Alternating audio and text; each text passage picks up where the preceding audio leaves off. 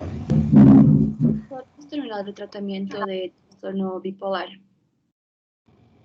Entonces ya hemos visto, ya hemos terminado el tema entonces, ¿no? Terminamos el tratamiento no farmacológico, doctor. ¿Y el farmacológico ya les di? Sí, doctor. Entonces hemos terminado, pues porque es lo último, el tratamiento no farmacológico del trastorno bipolar. Entonces el día de hoy vamos a empezar con trastornos neurocognitivos y vamos a empezar con delirium. Y su examen por si acaso va a ser hasta acá, hasta delirium.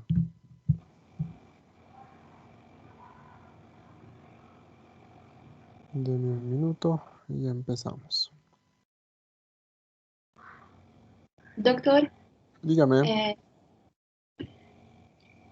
¿cuántas preguntas van a entrar al examen y cuánto tiempo va a tardar? ¿Va a durar? No he hecho todavía su examen, no lo sé, pero la duración va a ser la misma que la del examen anterior. Una hora. Sí, sí, sí.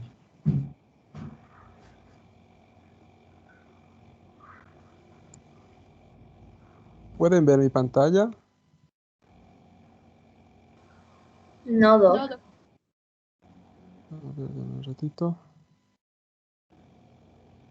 Ahora. Sí, doctor. Ahora sí, Doc. Ah, ya. Bueno, dame un minuto. Bueno, a ver.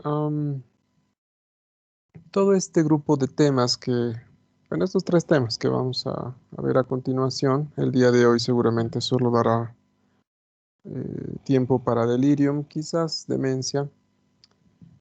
Están aglutinados dentro del título de trastornos neurocognitivos. Se llaman trastornos neurocognitivos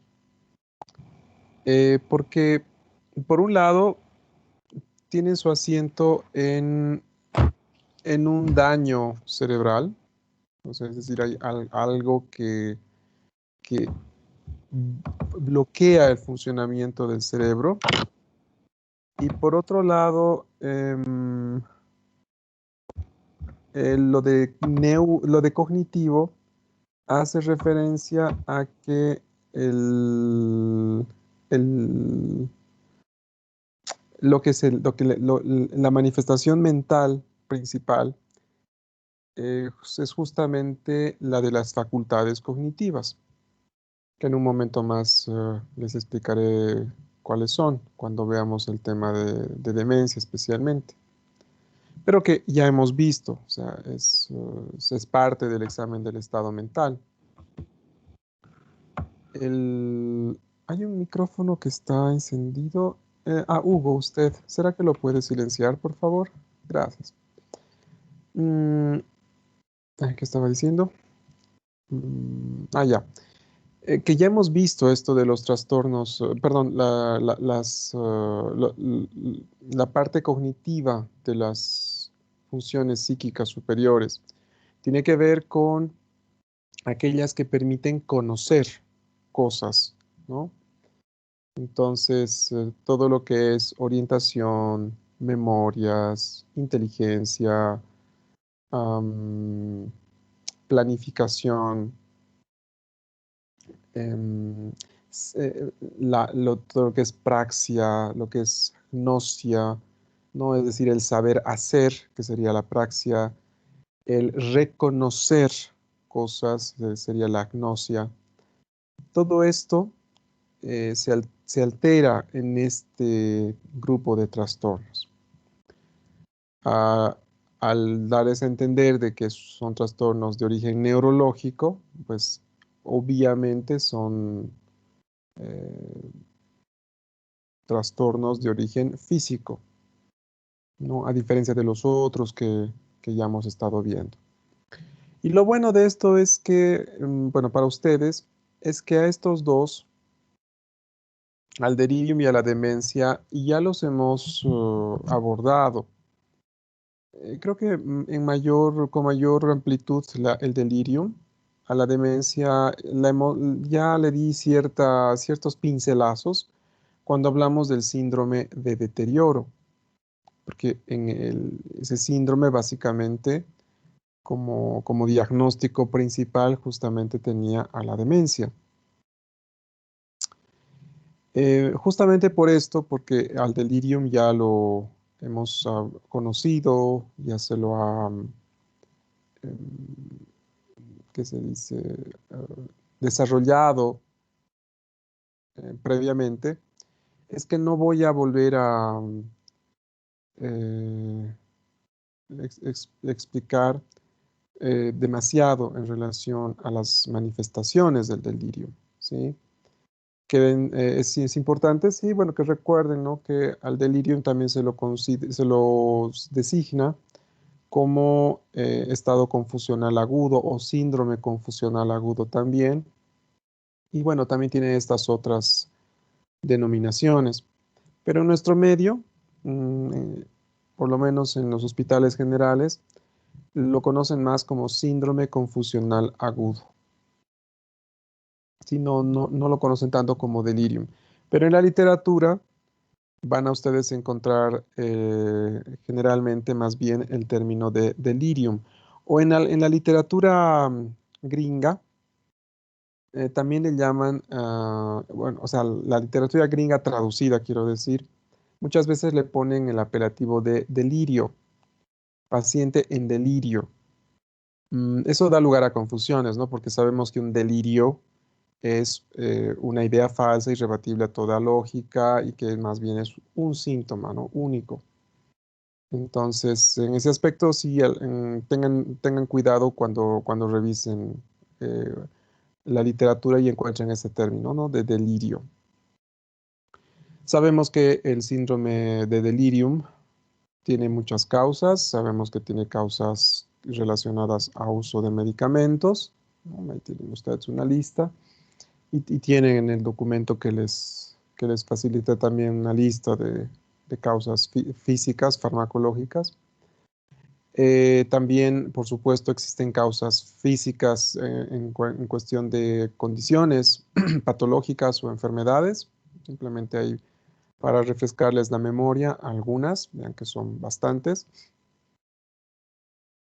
Obviamente, aquellas enfermedades que atañan directamente a la estructura cerebral, pues son las que con mayor probabilidad producirán delirium, ¿no? Bueno, agentes tóxicos que también pueden producir el cuadro. Bien. Con respecto a los síntomas, algo que creo que sí no mencioné en la clase de síndromes, lo haré ahora, es que sabemos que el delirium es un síndrome de inicio agudo que está relacionado a problemas físicos, cuyos tres principales síntomas son la fluctuación del nivel de conciencia, la desorientación y la disminución de la capacidad de prestar atención, junto con cualquier otro síntoma psiquiátrico, ¿no? Sabemos que puede haber euforia, alucinaciones, ideas delirantes, ilusiones, puede haber ansiedad, puede haber ánimo depresivo, etcétera, etcétera, etcétera. Pero en cuanto a la presentación del delirium, a la presentación conductual del delirium, este puede ser hipoactivo, hiperactivo, mixto y normal. Un delirium hipoactivo sería como el doncito este que vimos, ¿se acuerdan? El de los trenes y tomates. Les mostré un pequeño video, uno que la cuidadora le ofrece un sándwich y el viejito ni la reconoce, muy lento él, con el discurso disgregado, ¿sí? Ese es un delirium hipoactivo. Las personas con este tipo de delirium pueden parecer que están depresivas o a lo mejor que están somnolientas o En algunos casos, un poco más raros, podrían parecer que tienen esquizofrenia con predominio de síntomas negativos, ¿no? Esa apariencia podrían tener. O también podrían parecer que tuvieran demencia o algún tipo de discapacidad intelectual, porque no hablan mucho, porque están más bien quietos, porque lo que dicen a lo mejor pueda ser justamente disgregado. Esto se presenta en una de cada 4 personas que hacen síndrome confusional, ¿no? 25%. El otro 25% ocurre más bien en personas cuya conducta es de predominio hiperactivo. Son pacientes que gritan, que quieren salirse de la cama, que se arrancan las vías, que insultan, que patalean, que no pueden estar quietos, que constantemente están manipulando las sábanas, que la almohada la tiran al suelo, que de repente aparecen al revés, es decir, ¿cómo es? Con los pies donde deberían estar la cabeza y viceversa. Eh, esta presentación de delirium, por supuesto que es la más diagnosticada, en el sentido de que pues, llama mucho la atención. No obstante, podría confundirse este cuadro con un síndrome ansioso, incluso con un síndrome maníaco. Alguna vez me mandan valoraciones por pacientes con síndromes ansiosos porque los ven muy inquietos, pero de repente no es una inquietud como tal, sino que lo que explica esa inquietud es que el paciente más bien está con delirium. Luego tenemos el delirium mixto, que ocurre en un 35% de los casos. En este caso, el paciente fluctúa entre conductas sí, hipoactivas e hiperactivas. Puede ser que por la mañana esté hiperactivo y por la tarde hipoactivo y por la noche otra vuelta hipoactivo, o algunas horas esté hiperactivo y luego hipoactivo, es decir, fluctúa, ¿no? Varía. Vean ustedes que esto es un poco más frecuente que los otros dos tipos de delirium.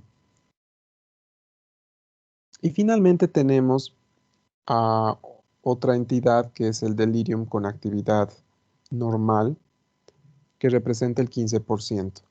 Este es un delirium menos común, en el cual el paciente no tiene ninguna alteración en cuanto a la conducta. Come cuando debe comer, va al baño, puede comer sus galletas, utiliza el pato si es que le ofrecen para hacer sus necesidades o la chata.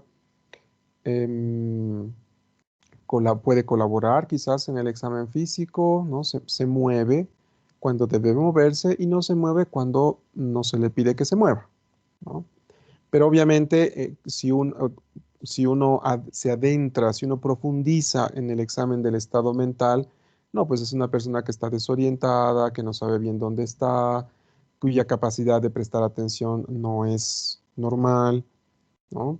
Y que puede tener muchos otros síntomas, pero no lo suficientemente intensos como para alterar su conducta. Y por lo tanto es mucho menos diagnosticable este tipo de delirio. Como les dije previamente en la clase de síndromes, puede simular cualquier síndrome psiquiátrico, ¿no? Y una característica de este síndrome, creo que no les había mostrado este ejemplo en la clase de síndromes, es esto. Esta es una nota real de un paciente que salió de quirófano a las 4 de la tarde, ¿no? 16:00 de un 13 de febrero del 2019. Esto la escribe el traumatólogo. Dice, el paciente de 85 años en su posoperatorio inmediato de osteosíntesis de fractura de húmero izquierdo con clavo VHN. Debe ser algún tipo específico de clavo. Mis conocimientos traumatológicos no llegan a tanta finura. Dice, procedimiento sin complicaciones y bien tolerado por el paciente. Con signos vitales estables, pasa a sala de recuperación consciente. Miembro superior izquierdo, donde le hicieron la cirugía. Herida quirúrgica cubierta con apósitos y cabestrillo. ¿No? Hasta acá todo bien. Es un hombre de 85 años que a las 4 de la tarde es enviado a salas consciente. Lo que corresponde es que, ustedes ya lo saben bien, seguramente muy tempranito en la mañana el interno o el residente haría su nota de evolución. Sin embargo, el 14 de febrero, pero a las 3 de la mañana, 3:30 de la mañana, el residente de traumatología escribe: paciente se encuentra inquieto, agresivo, queriendo retirarse todo tipo de sujeción. Se aplica oxígeno por puntas nasales, pero es retirado por el paciente, quien no colabora. Se recomienda al familiar colaborar en inmovilización.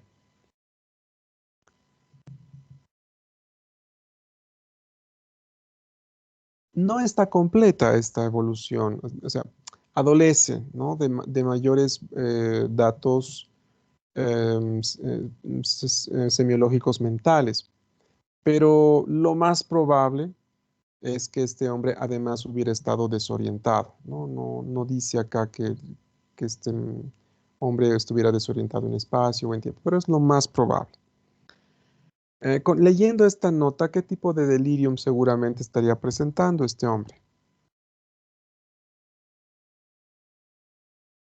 Hiperactivo, doctor. Un delirium hiperactivo, ya. Em,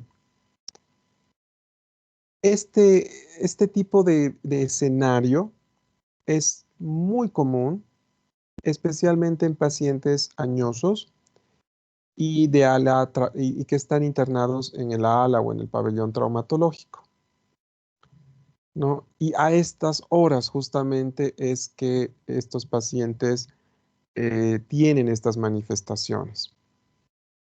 ¿Se acuerdan que otra característica del delirium era la inversión del ciclo sueño-vigilia, ¿no es cierto?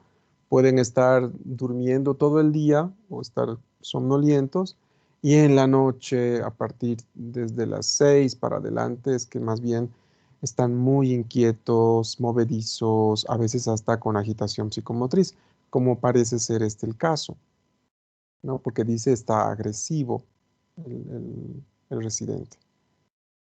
Entonces, en estos casos, acá no van a llamar al psiquiatra, no hay un psiquiatra de guardia, por lo menos no en el hospital donde yo trabajo y hasta donde sé, en ningún hospital de Bolivia hay psiquiatras de guardia en un hospital general. Entonces, aquí, quien tenía que batírselas tuvo que ser el residente de traumatología. Pero el residente de traumatología lo único que atinó a hacer fue ponerle oxígeno, ¿no? Dice, se aplica oxígeno por puntas nasales e inmovilizarlo. Es lo único que atinó a hacer. Desde ya, bueno, este manejo no es el apropiado. Y es muy probable que este residente no se haya dado cuenta, no haya llegado al diagnóstico de delirium. Y por eso es que justamente no supo qué hacer. Porque bueno, pues, alguien que conoce bien el diagnóstico de un paciente, pues hace el manejo pertinente, ¿no es cierto? Entonces, en esta clase justamente la idea es que ustedes sepan qué hacer en estos casos y qué no hacer también. Hay algunas cosas que no se deberían hacer.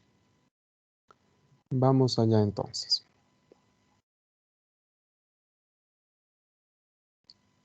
Vámonos acá primero.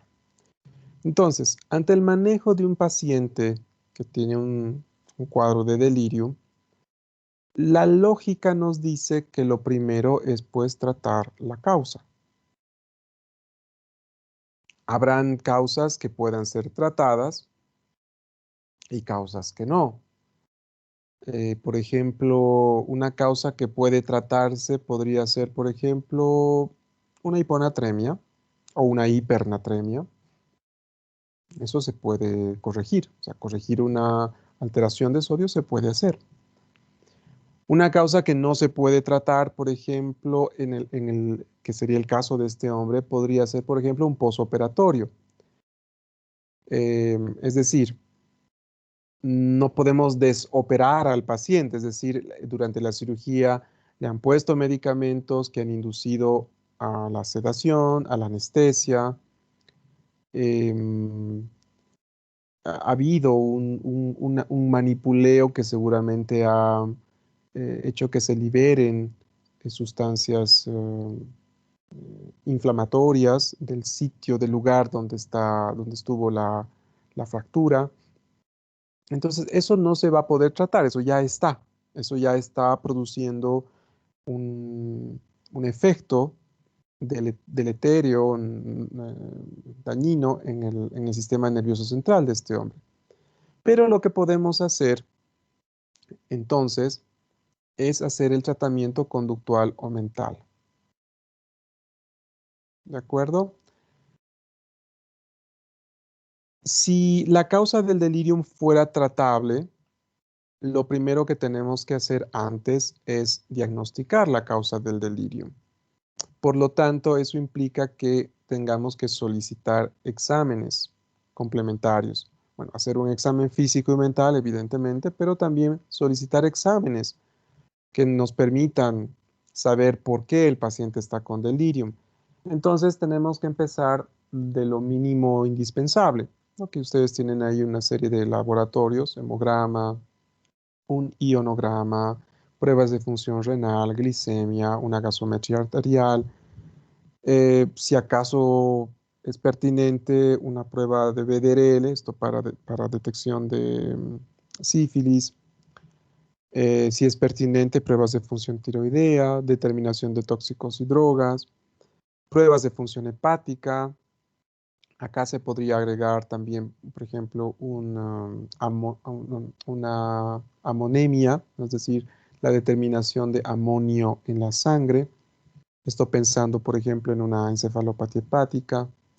Se podría hacer una punción lumbar, una tomografía, pero pónganse nuevamente en este caso.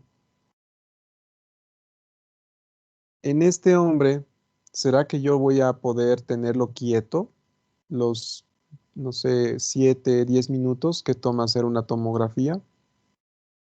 ¿Será que voy a poder ponerlo en decúbito lateral y en posición de genuflexión para poder hacerle una punción lumbar?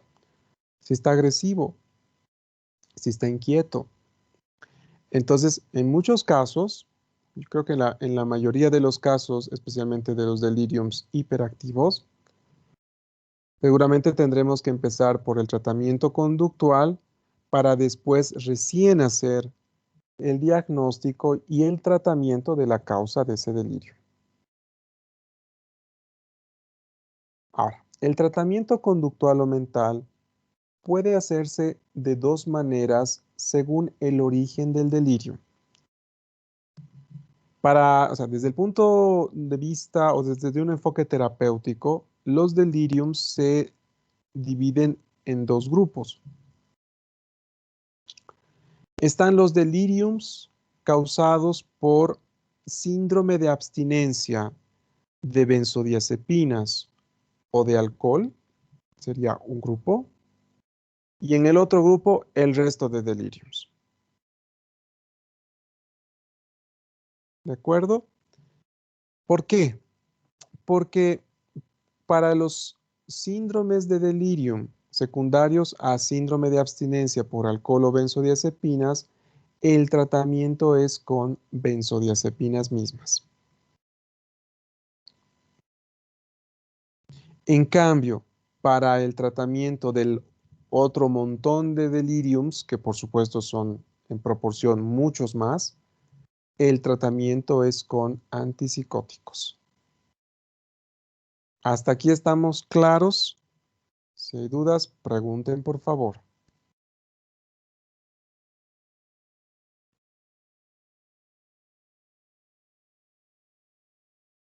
No, doctor. ¿Está Ok. claro? Sí, está claro. Ok. Entonces, vamos a empezar por esta. Si nuestro paciente, vamos a suponer que tenemos dos pacientes. Una mujer que ha estado bebiendo las últimas 3 semanas, todos los días, media botella de whisky, todos los días. Pero resulta que pues declararon cuarentena rígida y la pobre mujer no pudo conseguir más whisky. Y a las 48 horas empezó primero con su síndrome de abstinencia. Esto lo vamos a ver con más calma en la siguiente clase, no, la subsiguiente clase seguramente cuando veamos drogas. Pero ya, empieza a las 48 horas con su síndrome de abstinencia, temblorosa, taquicárdica, taquipneica, hipertensa, ¿no? O sea, desarrollan hipertensión estos pacientes. Y resulta que a las 36 horas, no, pues esta mujer ya está desorientada, con alucinaciones, totalmente en síndrome confusional. Y por otro lado tenemos a un hombre de 45 años que secundario a un trastorno de estrés postraumático empezó a abusar de las benzodiazepinas y resulta que se tomaba como un caso, ¿viste? Es un caso real. Una vez he visto una mujer que tomaba, pero el caso para el caso, nuestro paciente se va a tomar 45 tabletas de alprazolam al día, ¿sí? Pero resulta que se le terminó el dinero y ya no pudo comprarse sus 45 tabletas y apenas le alcanzó para comprarse 10. Lo mismo, ¿no? A los 2 días de repente empieza con. No, a los 2 días no. A las 8 horas empieza ya con su síndrome de abstinencia y a las 24 horas empieza con la desorientación franca y un estado de mucha agitación psicomotriz. Desorientado el hombre, con alucinaciones, con disminución de la capacidad de prestar atención. En ambos casos diagnosticamos delirio. Entonces, en esos dos casos, si nos llegan esos pacientes a la consulta, debemos dar benzodiazepinas. ¿Sí? Ese es el tratamiento. ¿Qué benzodiazepinas? Bueno, pues podemos dar cualquier benzodiazepina, pero para propósitos de practicidad en el manejo, las dos más recomendadas son o el lorazepam o el diazepam. El lorazepam tiene la ventaja de que no se metaboliza por vía hepática. Entonces, por ejemplo, en el primer caso de esta mujer que ha estado bebiendo tantas semanas, viene fantástico. Si es que al hacerle las pruebas de función hepática resulta pues, que el hígado está con fallas. Entonces, lo ideal sería darle lorazepam. Se puede dar de 0,5 a 2 miligramos cada 6 o cada 8 horas. Idealmente, el lorazepam debería darse cada 6 horas, porque su vida media es corta. En cambio, el diazepam es un medicamento que más bien se metaboliza bastante por el hígado, pero tiene una vida media mucho más larga, lo cual permite que se la pueda administrar cada 8, incluso cada 12 horas. Pero usualmente en pacientes con delirium, la necesidad de dar benzodiazepinas es tan alta que generalmente se da cada 8, incluso a veces cada 6 igual que con el lorazepam. Se puede dar entre 10 a 30 miligramos, repito, cada 8 horas, ¿no? Según esto. Si les llegan estos pacientes a su consulta, es decir, si determinan delirium asociado a que bruscamente suspendieron el consumo de alcohol o de otras benzodiazepinas, refieran siempre, nunca se queden con estos pacientes, porque es muy fácil que fallezcan, por ejemplo, por una crisis hipertensiva, se les sube la presión a estos pacientes, o por hipertermia a veces también, se les aumenta la temperatura corporal, o por estatus epiléptico. Esas son las causas más comunes incluso a veces por deshidratación también, porque sudan profusamente. Realmente ver a una persona con delirium por alguna de estas dos causas es algo sumamente dramático. Y el día que ustedes vean un delirium de estos, nunca se van a olvidar, ¿no? Entonces, y sudan, pero pues llegan a empapar el colchón, las sábanas, las almohadas, es terrible. Entonces, si detectan, siempre refieran, porque la cantidad, además de benzodiazepinas que se requieren, puede ser tan alta que muchas veces, y de hecho es una indicación, estas personas entran a terapia intensiva. ¿Para qué? Pues para sedarlas, para paralizarlas, colocarlas a un ventilador y darles la cantidad de benzodiazepinas que sean necesarias.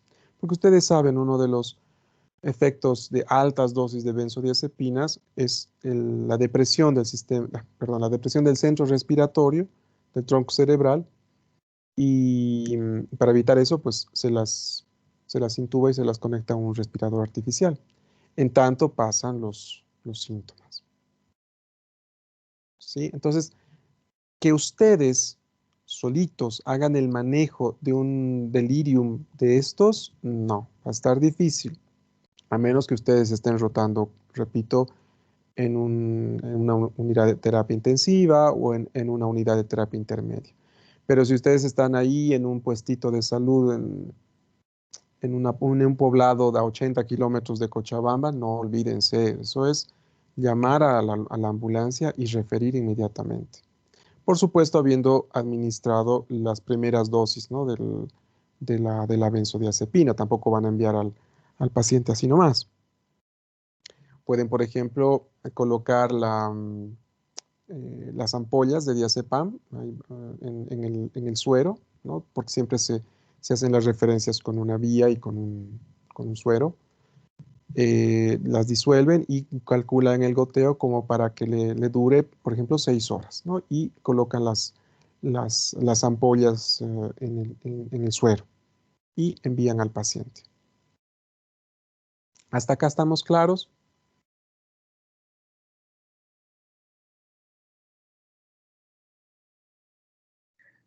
Sí, Doc. ¿Sí? Bueno. En cambio, para el resto de deliriums, con los cuales ustedes sí se van a topar de manera más frecuente, acá sí son ustedes los que tendrían que hacer por lo menos el manejo inicial. Sí es cierto que dentro de pues, el manejo mismo tendrán que, después de haber puesto sus órdenes médicas, ¿no? Los medicamentos y algunas cosas más que les voy a indicar después, tendrán que solicitar que un psiquiatra evalúe al paciente. Esto para ver si le sube la dosis, le baja o hace algún cambio. Pero el manejo inicial, ese deberían hacerlo ustedes. El antipsicótico de primera elección siempre en un delirium es el haloperidol. Recuerden, esto es un antipsicótico típico, antiguo, potente, y que justamente se requiere de esa potencia para poder rápidamente controlar la conducta del paciente, ¿no?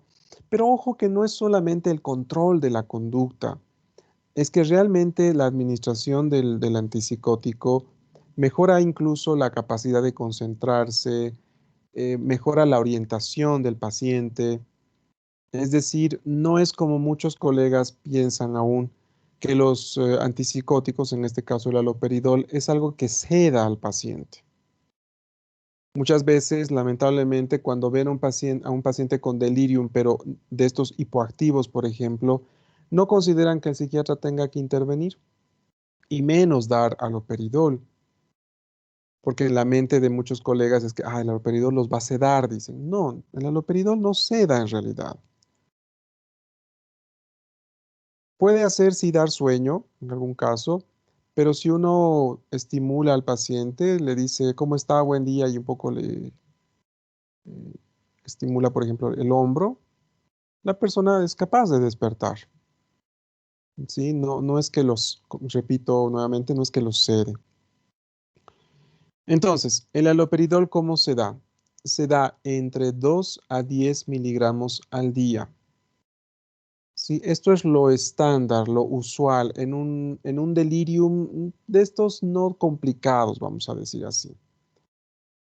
Recuerden que existe el haloperidol en ampollas de 5 miligramos, que según la empresa farmacéutica que los comercialice, pueden encontrarlos en presentación intramuscular o endovenosa.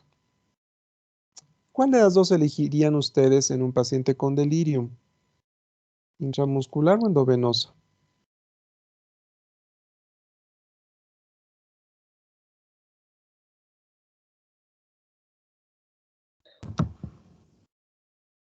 Endovenoso, doctor, ¿Por qué? porque supongo que ya tiene una vía el paciente, porque se le está hidratando igual. Ajá. ¿Alguna otra razón que se le ocurra? ¿Por qué no dar intramuscular más bien?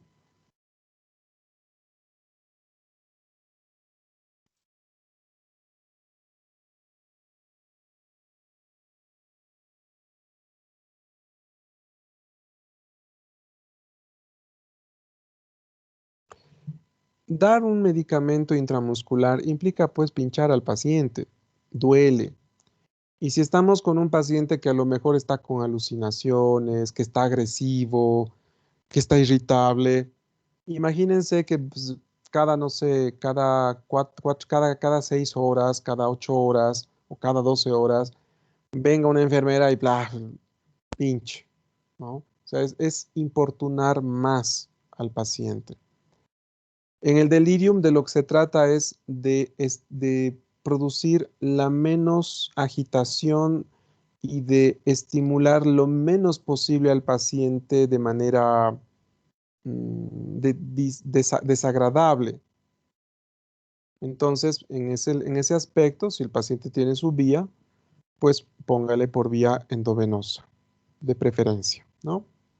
Pero si es un paciente que recién lo estamos viendo, no tiene vía, está agresivo, patalea, grita y no sé qué, no, pues ahí no se va a poder calcular bien, no se va a poder poner bien una vía.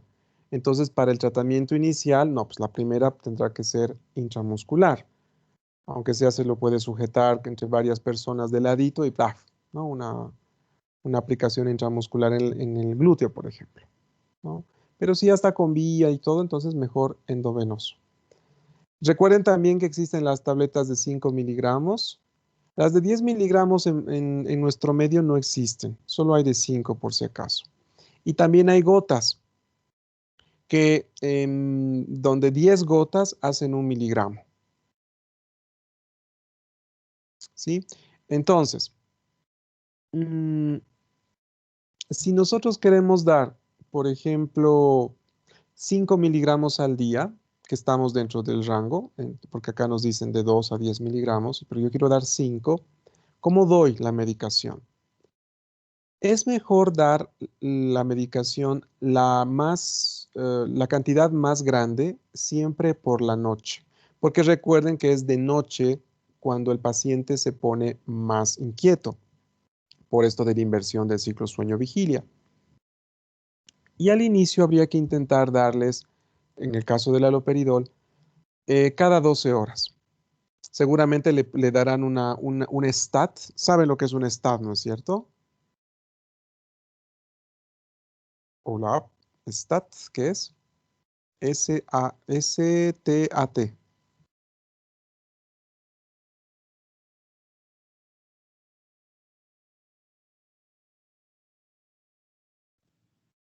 ¿Qué será eso?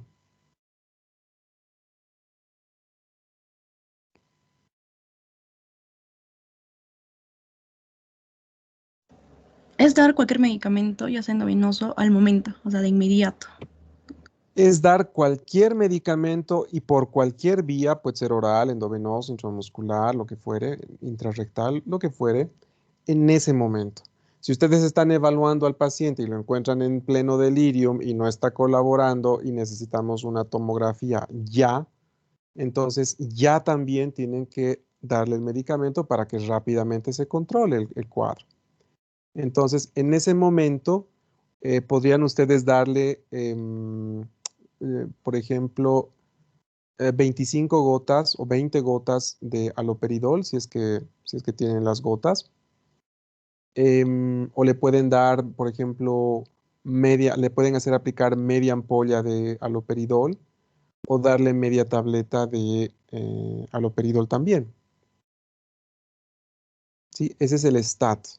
Y ya luego ustedes pueden dar la medicación tanto de la mañana como de la noche. Si les estoy hablando de 5 miligramos, pueden dar, por ejemplo, 2 miligramos en la mañana y 3 miligramos en la noche. Si hablamos de gotas, 20 gotas en la mañana y 30 en la noche, por ejemplo. Esto de las dosis máximas, por si acaso, que está acá como 10 miligramos, es, como les decía, lo común. Pero se pueden llegar a dosis mucho más altas. Se puede llegar incluso a dar 15 miligramos, 20 miligramos, 30 miligramos sin ningún problema. Pero, por supuesto, esos son casos excepcionales. Por ejemplo, tengo todavía un paciente a quien se le está administrando, ahorita está con 110 gotas, es decir, 11 miligramos de haloperidol al día. Está con 30 y 50 gotas. O sea, 30 gotas a las 8 de la mañana, 30 gotas a las 2 de la tarde y 50 gotas a las 10 de la noche.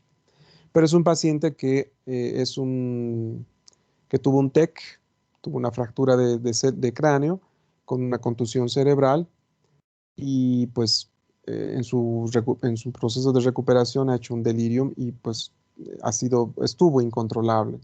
Y junto con el haloperidol además está recibiendo clonazepam. Está recibiendo 4 miligramos actualmente, pero llegó a recibir hasta 6 miligramos de clonazepam.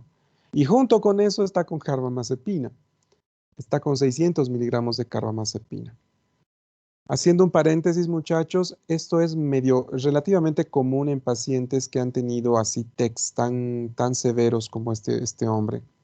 No se sorprendan si cuando ustedes estén ya, ¿qué se dice? Fungiendo como médicos generales en un principio. Muchos de ustedes pues, empezarán a trabajar como médicos generales y si gustan ya después harán la especialidad, pero si en algún momento en sus guardias se topan con algún post-tequeado, no les dé pena y no se asusten ni tengan mucho temor a utilizar dosis altas de haloperidol o de clonazepam para apaciguar sus conductas, ¿no? Es así siempre, son realmente de las agitaciones más difíciles de contener las que ocurren en personas que han tenido este tipo de TECs. Entonces, ¿no? De inicio se puede hacer eso. Partir la dosis dándole cada 12 horas, siendo la mayor cantidad de dosis en la noche.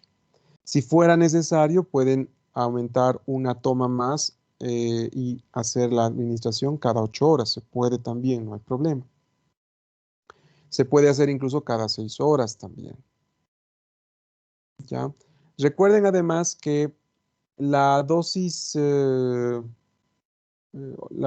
objetivo de la dosis debería ser la mitad en adultos mayores.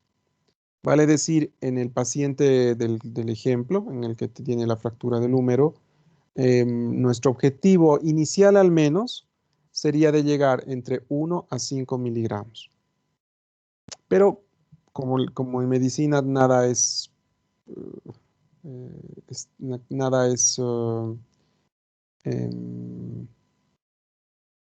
nada necesariamente se comporta como la regla. Pueden encontrarse ustedes con adultos mayores que requieran dosis mucho más altas. Puede pasar, ¿no? La cosa es ir titulando la dosis de acuerdo a la necesidad. Y recuerden además, especialmente si están en un hospital general, que siempre ustedes van a poder solicitar la interconsulta por psiquiatría. Lo importante es que hayan hecho el primer abordaje. que hayan logrado tranquilizar al paciente. Ahora, recuerden que en el tema de esquizofrenia les hablé de todos los efectos secundarios de los antipsicóticos, ¿no? Y les dije, oh, los antipsicóticos típicos, que sus efectos extrapiramidales, como la distonía aguda de torsión, que la acaticia, que la rigidez, que el temblor, etc. Por supuesto que pueden aparecer estos efectos, pero suelen ser efectos que ocurran con mayor tiempo de administración del medicamento. Es decir, no se frenen por decir, ay, por ahí le da una distonía de torsión. No, por lo menos no con estas dosis. ¿Sí? A dosis más altas podría ocurrir. Pero si ocurriera, tampoco es muy importante, porque lo más importante es salvar la vida de esta persona que está con síndrome de delirium. Y si aparecen estas contingencias, se pueden manejar sin problema. Ya saben ustedes que si apareciera una distonía aguda de torsión, tienen que dar biperideno, ¿no? O pueden indicar la administración de diazepam. Y con eso ya el cuadro remite. Ahora, como alternativas al haloperidol, también se podrían considerar la risperidona y la olanzapina. Estos dos, recuerden, son antipsicóticos atípicos, modernos. La risperidona se puede dar a una dosis de entre 1 a 4 miligramos al día, 2 veces al día. Las tabletas de la risperidona vienen en nuestro medio de 1 y de 3 miligramos. No hay la presentación de 2 ni de 4 miligramos. También hay una presentación en gotas, ¿no? Como la que ustedes ven acá. Esta presentación viene en una concentración de 1 miligramo por ml. Asumiendo que el ml tiene 20 gotas, entonces eso significa que 20 gotas hacen 1 miligramo del medicamento. Entonces, pues ustedes hacen el cálculo y pueden administrar según esta indicación. Una vez más, prefieran siempre dar la mayor dosis en la noche. ¿Sí? Pueden dividir la dosis total en 3 partes y dar 2 partes en la noche y una parte para el día. Hay pacientes que incluso con solamente darles en la noche la medicación pueden estar muy bien. Pero de inicio, como no conocen ustedes al paciente, den así, una tercera parte de la dosis en la mañana y 2 terceras partes en la noche. Con la olanzapina, acá solamente se tiene la presentación en tabletas que vienen de entre 5 a 10 miligramos. En este caso, la dosis que se debe dar es de igual, entre 5 a 10 miligramos al día. Entonces, y lo mismo, la mayor parte de la dosis en la noche. ¿Hasta acá estamos claros? ¿O hay alguna duda o pregunta?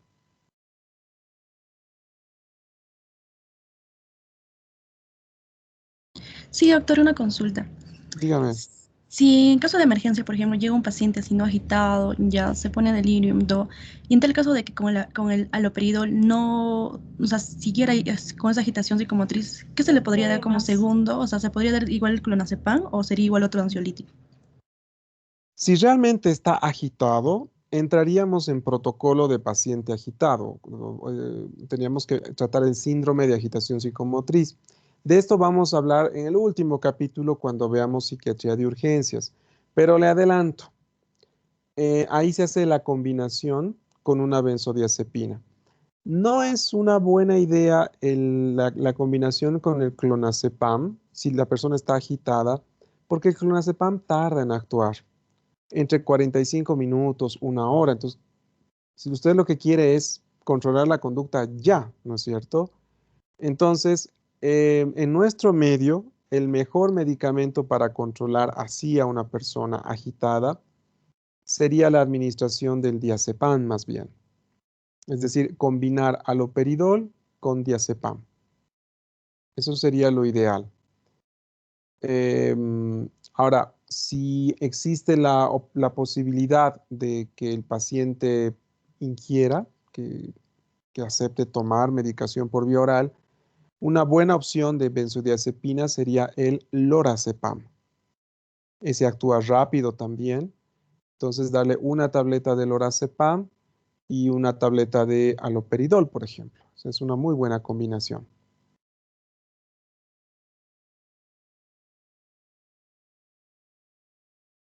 ¿Respondí a su pregunta? Sí, doctor, gracias. Ok. Como les dije, en el tema de urgencias psiquiátricas, esto lo vamos a ver con un poco más de detalle. Pero acá estamos hablando más que todo de pacientes con delirium, poco colaboradores, que no se dejan hacer los exámenes, ¿no? ¿Alguna otra duda o pregunta? Doctor, Sí, en caso de la utilización de haloperidol, sí. así como en la esquizofrenia, ¿podría causar el síndrome neuroléptico maligno?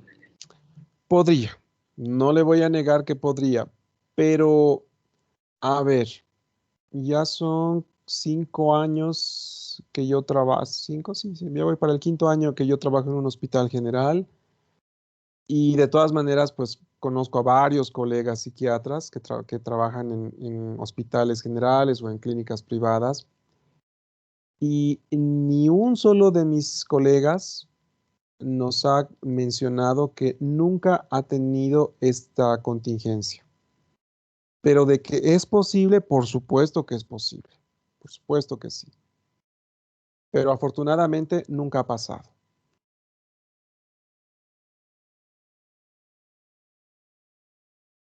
Y en ese caso, claro, lo que usted tendría que evidenciar es que al poco tiempo, a las horas de haber administrado el haloperidol, esta persona de repente se ponga rígida, ¿no? Esa es la característica del síndrome neuroléptico maligno, la rigidez, la taquicardia, el aumento bueno, la labilidad de la presión arterial que puede aumentar en un momento o disminuir. El aumento de la creatinfosfoquinasa, ese es un dato laboratorial muy importante para pensar en un síndrome neuroléptico maligno. El aumento de la temperatura, ¿no? En esos casos usted tendría que rápidamente solicitar la intervención de terapia intensiva para que hagan una evaluación y vean si va a ser necesario que lleven al paciente con ellos, ¿no? Perfecto, doctor, gracias. ¿Ok? ¿Alguna otra duda o pregunta hasta aquí? Creo que no. Ya. ¿Por cuánto tiempo tratamos al paciente? Pues el tiempo que sea necesario. En el entendido de que, bueno, hemos logrado controlar la conducta y que el paciente se dejó hacer su punción lumbar y la tomografía, la resonancia o los rayos X o lo que fuere, o los exámenes de sangre, seguramente ya pues tendremos un diagnóstico y se podrá empezar a dar el antibiótico, a corregir electrolitos, eh, hacer las acciones que sean necesarias para tratar ese delirio. Y se entiende que en la medida en que la causa se trate, el delirium espontáneamente, independientemente de los medicamentos, también irá mejorando. Y con los medicamentos más rápido todavía. Entonces, una vez que se ha resuelto la causa del delirium, se puede intentar ir disminuyendo los medicamentos, ¿no? En general, mientras más joven es la persona, más rápido e incluso más abruptamente se puede retirar la medicación. Creo que, no sé si escuchamos o les comenté el caso de esta mujer que llegó con 850 de glicemia al hospital, que estaba debutando con una diabetes. Ella no tenía el diagnóstico de diabetes, pero ahí se le hizo el diagnóstico. Y tras que salió de UTI, porque ni modo, pues, tuvo que llegar a UTI porque estaba haciendo eh, una, una cetoacidosis diabética. una vez que sale de UTI, en salas ya generales, de repente empieza a escuchar niños llorar y en su mente veía aviones y pensaba que estaba en una guerra, en la Segunda Guerra Mundial y que tenía que salvar a los niños, ¿no? Tenía todas esas manifestaciones. Entonces, pero una vez que se resolvió bien la glicemia, al día siguiente o a los 2 días, ella estaba ya muy bien, ya no necesitaba el haloperidol, pero era una mujer relativamente joven, no pasaba de los 55 años. Pero en adultos mayores, por ejemplo, en el caso del paciente de 85 años que les mostré hace rato, eh, lamentablemente, al ser ese cerebro ya mucho más lábil, muchas veces los delirios se prolongan y es necesario, a pesar de que la causa ya fuera tratada, de mantener el medicamento, porque los síntomas pueden quedar como residuales. Pueden quedar las ideas delirantes, pueden quedar las alucinaciones. De todas maneras, si ustedes hicieron la interconsulta con psiquiatría, bueno, ya esta otra parte, esta segunda parte del tratamiento, ya el psiquiatra irá evaluando, ¿no? De cuánto más disminuir o suspender o prolongar el tratamiento con el antipsicótico. Si ustedes estuvieran solos, tuvieran que decidir si suspender o no el medicamento, pueden pues darse un lapso, por ejemplo, de una semana después de haber resuelto la causa del delirium, dejar al paciente solamente con la medicación de la noche y tras una semana pensar en la suspensión.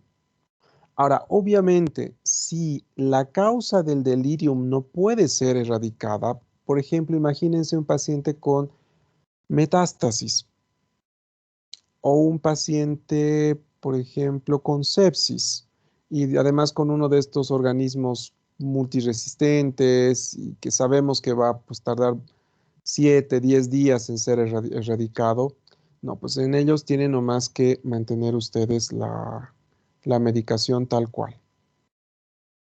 ¿no? Y realmente si después se ha logrado erradicar la causa, una semanita más solo en la noche y luego intentar suspender. Si al suspender la medicación los síntomas regresan, ni modo, hay que seguir dando la medicación, ¿no? Pueden dar la medicación por unas 2 semanas más y luego intentar suspender.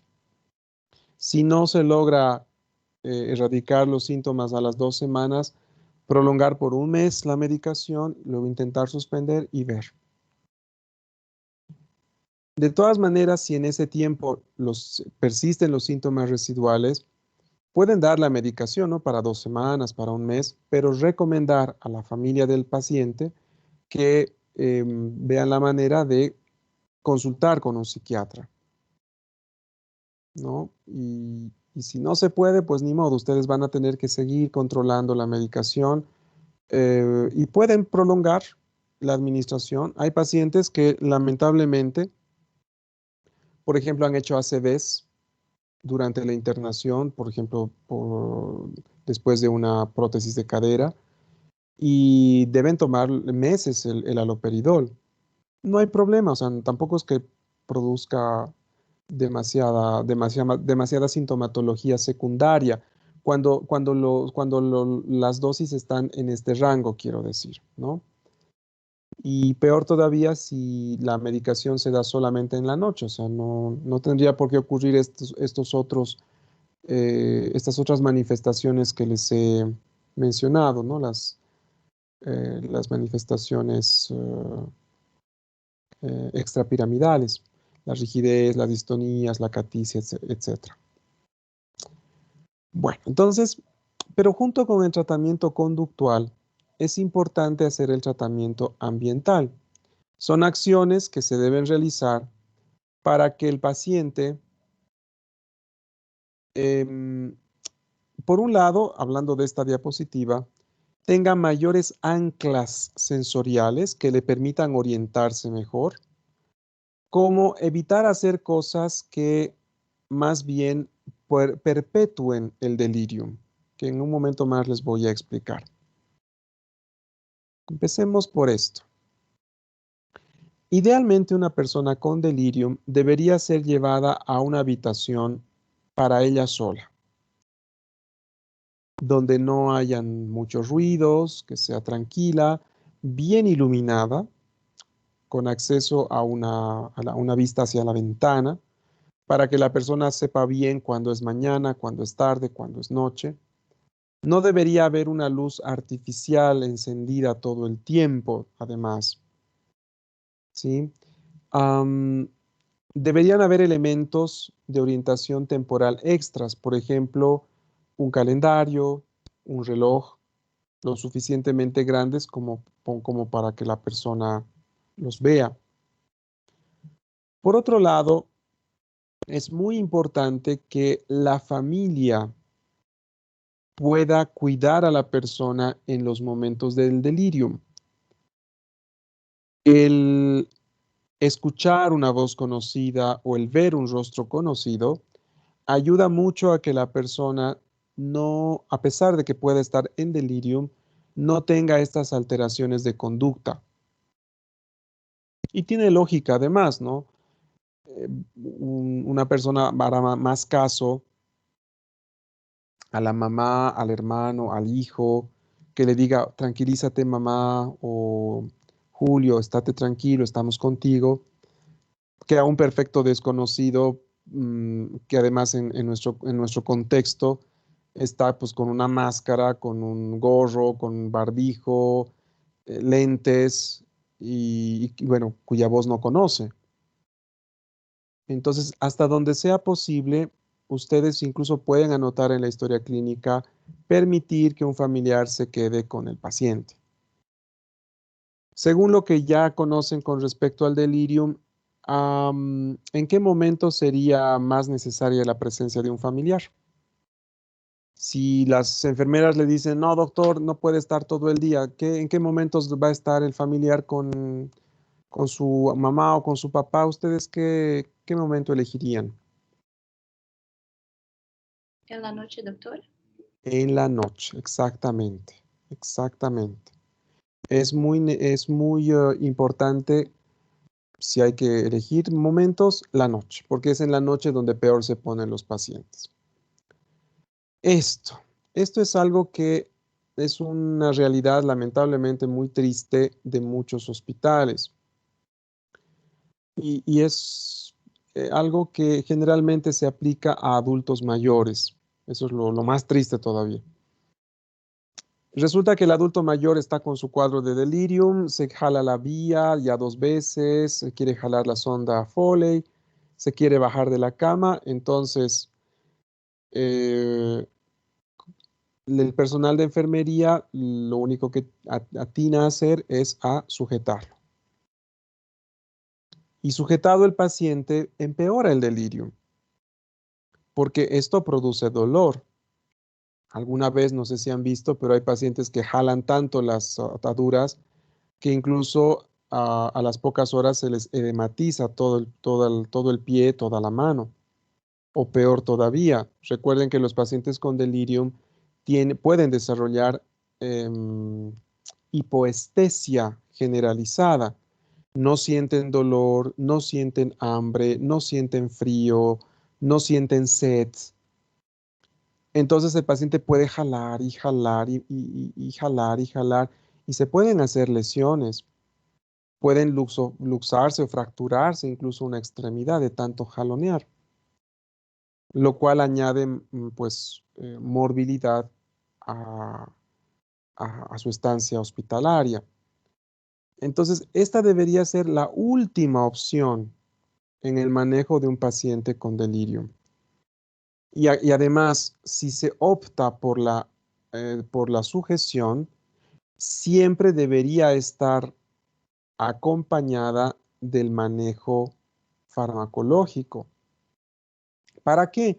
Para que una vez que el medicamento haga efecto, sea posible liberar al paciente lo más pronto posible. La sujeción debería ser utilizada por el menor tiempo posible. Pero repito una vez más, eso en nuestro medio lamentablemente no suele ser así. Y finalmente, en lo posible, deberían evitarse la presencia de sondas, vías centrales o cualquier elemento que cause incomodidad o dolor a la persona, porque esto puede iniciar por sí mismo un delirium o perpetuarlo. La mera colocación de una sonda Foley, por ejemplo, puede iniciar un cuadro de delirium. Si tienen ustedes un paciente que no requiere hidratación, por ejemplo, o sea, que tiene su vía porque te tienen que colocar algún antibiótico, por decir, pero no es algo que determine su hidratación, pues ¿por qué no más bien hacerle colocar un stopper? ¿No es cierto? El paciente va a poder tener mayor libertad para poder, por ejemplo, ir al baño, moverse, hasta rascarse, pues. Entonces, sí se puede quitar todos estos elementos. Eso también ayuda a que el delirium transcurra más rápido, o sea, que el paciente mejore más rápido de esto. ¿Hasta acá tienen alguna duda o pregunta?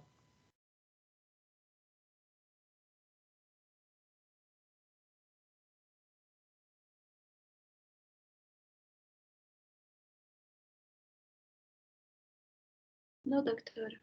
Todo claro. Ya, entonces vamos a continuar. Ah, otra cosa.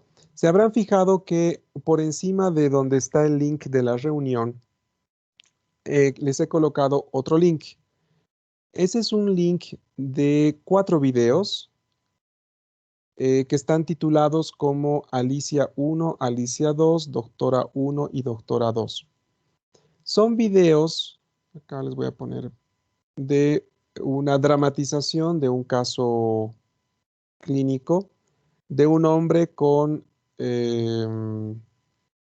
delirium justamente, ¿no? Y los deben ver ustedes, a modo de repaso incluso, en el orden de Alicia 1, Doctora 1 primero, y luego Alicia 2 y Doctora 2. Muestran dos maneras de abordaje, tanto de la enfermera, que es Alicia, como de la doctora. Y la idea es que ustedes hagan la comparación de ambos abordajes. Indudablemente el peor abordaje es el abordaje, o sea, son los videos unos, ¿no? Alicia 1 y Doctora 1. Pero ustedes tienen que identificar por qué son malos cuando vean los videos 2. Y están con sus traducciones porque los videos están en inglés, pero incluso más allá de las palabras es lo que se hace, las acciones mismas, lo que determinan eh, la mejora del abordaje en los videos 2. Esa tarea tienen para la siguiente clase. No son videos largos, creo que duran 1,5 minutos uno y 3 minutos el otro, y el otro debe durar 1 minuto y unos 5 minutos el otro, algo así. No son largos para nada y son bastante interesantes, ya van a ver ustedes. Bueno, entonces continuando con el temario, ahora vamos a hablar de la demencia.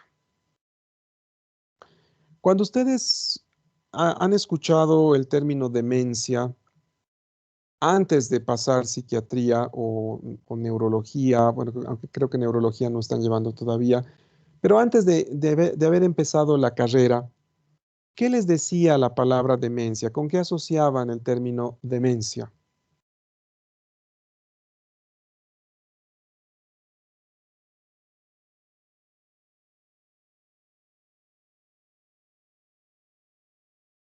¿Alguno se anima a contarnos?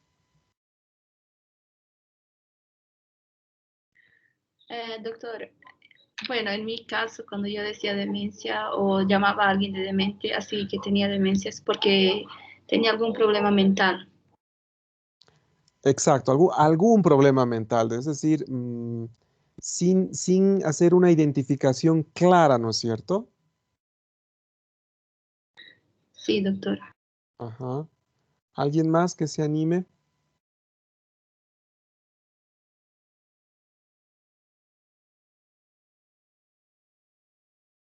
Doctor, también puede ser, bueno, igual, muy personalmente, el tema de demencia, pues lo relacionaba más con eh, las respuestas incoherentes o que no tenían mucho sentido. Ya, de acuerdo. Em, Generalmente en el léxico coloquial, popular, decimos, ay, el fulanito es un demente, o sea, haciendo referencia a que está psicótico, a que está loco, ¿no? Pero como ya vimos, ya un poco ya les adelanté cuando vimos síndromes, el síndrome de deterioro, la demencia en realidad es cuando la persona va perdiendo ciertas capacidades, ciertas habilidades, la inteligencia, la memoria, la capacidad de aprendizaje. Y hoy vamos a ir aclarando justamente ese tipo de términos. ¿Pueden ver mi nueva diapositiva? Bueno, mi nueva presentación. Sí, Doc. ¿Sí se ve? Ya. Entonces, previo a hablar específicamente de la demencia, es necesario que les mencione qué qué son los dominios cognitivos, porque son estos dominios cognitivos los que se pierden, los que van disminuyendo, mermando en la demencia. Los dominios cognitivos tienen que ver con la atención compleja, las habilidades perceptuales y motoras, la función ejecutiva. Esto de la función ejecutiva les explico mejor. Por ejemplo, si yo quiero hacer pan, ¿sí? Yo tengo que previamente en mi mente planificar todo lo que requiere el hacer pan. Tengo que saber que voy a necesitar un horno, que voy a necesitar manteca, harina, eh, a lo mejor sal, agua, que requeriré un tiempo específico que tendré que planificar, dejar un tiempo libre dentro de mis actividades para hacerlo. Tendré que programar el tiempo para ir a conseguir esos ingredientes y cuando ya los tenga, tendré que tener la capacidad de mezclarlos de manera secuencial y hacer los procedimientos necesarios como para que al final, pues esto termine en los panes hechos, o sea, formados, mejor dicho, y llevarlos al horno. Pero todo eso requiere esta función ejecutiva justamente, es decir, de planificar, prever, anticiparse, preparar.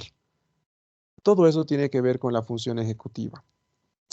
Los dominios cognitivos también están en relación al aprendizaje y la memoria, como no, al lenguaje y al reconocimiento social. El reconocimiento social hace referencia a que la persona es capaz de reconocer las emociones de las otras personas, de saber cuándo están enojadas, cuándo están tristes, cuándo están penosas, furiosas.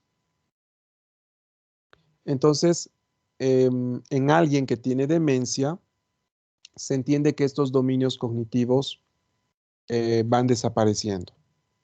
Pueden desaparecer bruscamente o pueden desaparecer poco a poco. Eso no importa tanto para el diagnóstico de la demencia como entidad, ¿sí? Muchas veces se relaciona la demencia con la vejez. Y de hecho hay un término ominoso que me disgusta mucho cuando leo que algunos colegas utilizan y siempre que puedo a los residentes les recomiendo que dejen de utilizarlo. Y es el término, y a los internos también, y es el término de demencia senil. Por favor, esto es algo que no deberían utilizar ustedes más. Es un término vago, no describe en realidad la etiología de la demencia que pueda tener una persona, o a veces se aplica ese término a cualquier persona que simplemente tiene algún error en la memoria y pues el problema de este término es que asocia la demencia forzosamente con la vejez, como si la vejez fuera la causa de esa demencia, cuando en realidad no necesariamente es así. Sí es cierto que existe una demencia cuya presencia aumenta conforme van pasando años, ¿no? Conforme la persona va envejeciendo, y es la demencia por enfermedad de Alzheimer. Eso es cierto, pero es una demencia por la enfermedad de Alzheimer, no por la vejez.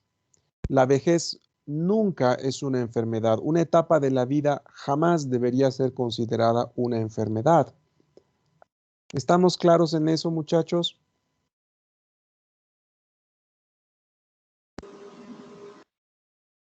Sí, doctor. Sí, ya. Entonces, demencia senil, nunca. Bueno, entonces, en ese sentido, es importante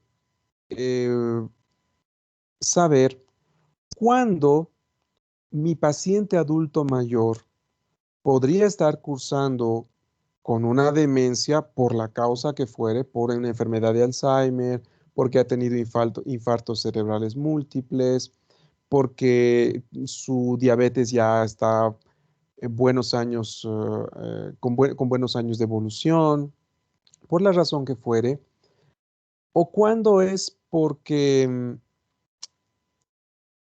es parte del envejecimiento normal. Es decir, tampoco podemos pensar que una persona pues, de 80, 90 años va a tener el cerebro de una persona, no sé, de 20 o de 30 años. Si hasta la piel envejece, pues también el cerebro envejece. Y no podríamos pedirle a un cerebro envejecido que tenga las mismas capacidades que un cerebro más joven. Y en medio, entre el envejecimiento normal y una demencia como tal, hay un área gris a la que se le a la que se le ha denominado deterioro cognitivo leve y que se supone podría ser si la antesala a la demencia. Entonces, para mí, como médico general, es importante separar estas tres entidades. Cuando hablo de un deterioro cognitivo leve, cuando de un envejecimiento normal y cuando de una demencia. Entonces empecemos por el envejecimiento normal. Una persona que envejece puede tener problemas de memoria. ¿De acuerdo? Decir, ay, ¿cuál era el número de tu prima? ¿Dónde puse las llaves? Puede olvidarse ese tipo de cosas. Pero la persona se da cuenta que se está olvidando esas cosas. Dice, ah, sí, mi memoria ya no es como la de antes. Me olvido. Hay ese juicio de que se está perdiendo la memoria. Pero, esa pérdida de memoria es básicamente anterógrada. Si es la memoria de fijación la que puede tener algunas fallas por el envejecimiento. Porque a fin de cuentas, las otras memorias, la mediata y la remota, están tan bien conservadas que además permiten que la persona lleve una vida independiente. Y nadie del entorno podría considerar que esa persona tenga dificultades en su desenvolvimiento cotidiano.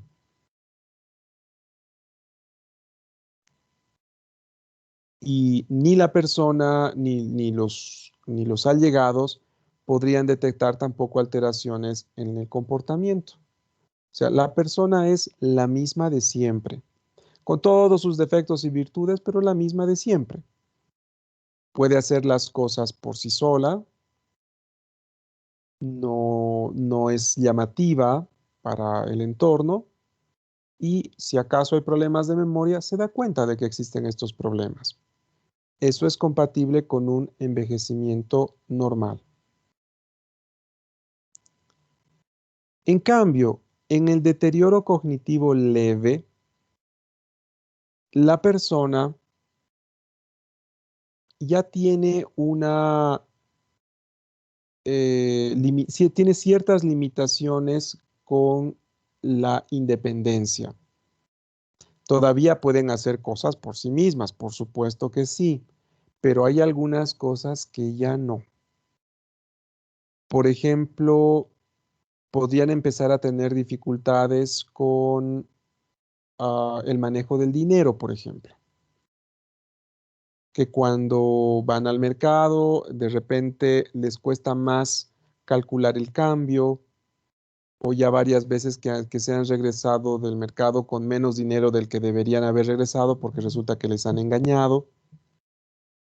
O a lo mejor ya van 2 veces que se han hecho pisar con el pago de las cuentas del agua o de la luz. ¿Sí? O, por ejemplo, que tienen dificultades para aprender el funcionamiento de nuevos aparatos. Por ejemplo, un televisor nuevo, una lavadora nueva, como que tardan más en aprender a utilizar estos aparatos. Pueden haber también alteraciones del comportamiento, notorias, ¿sí? Notorias, pero no graves. A lo mejor la persona podría estar como, por ejemplo, haber sido una persona muy organizada, muy meticulosa, por ejemplo, con la limpieza o con el orden en el hogar, y de repente resulta que pues más bien ya empieza a haber un poco de desorden, ¿no? Sitios con mucho polvo, las cosas dejadas por aquí y por allá. No ser un chiquero la casa, ¿no? Pero pues ya gente que conoce a esta persona decir que raro, antes todo andaba muy ordenado por acá y ahora las cosas no están tan ordenadas como siempre. O a lo mejor la persona empieza, digamos, ser alguien que salía mucho, iba con los amigos, con la familia, no sé qué, de repente ya no sale tanto. Por ejemplo, si era alguien que le gustaba jugar naipes con los amigos, de repente ya no va. Probablemente ya tenga dificultades, ¿no? Para poder hacer las estrategias. Por ejemplo, si jugaban loba, hacer las estrategias para poder obtener las cartas necesarias y pues eso hace que siempre pierda. Entonces, bueno, esta frustración hace que la persona se quede en casa. Otra característica es que en el deterioro cognitivo leve podría empezar a haber un pobre juicio de estos cambios. O sea, que la propia persona diga, no, yo estoy como siempre, no, todo va bien. No estoy hablando no solamente de la memoria, ¿no? Este era simplemente un ejemplo. Esto, por ejemplo, de salir, de vincularse con otras personas, practicar deportes, hacer sus actividades. Las personas podrían no darse mucha cuenta de que están cambiando.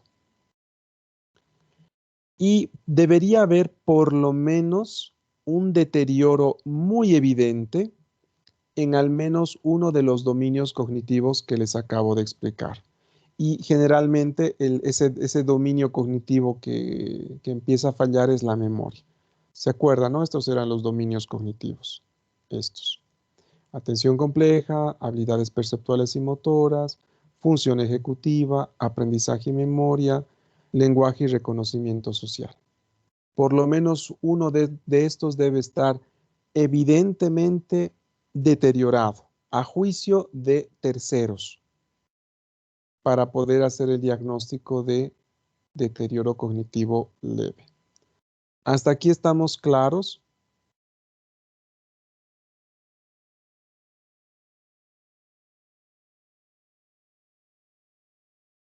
Sí, Doc.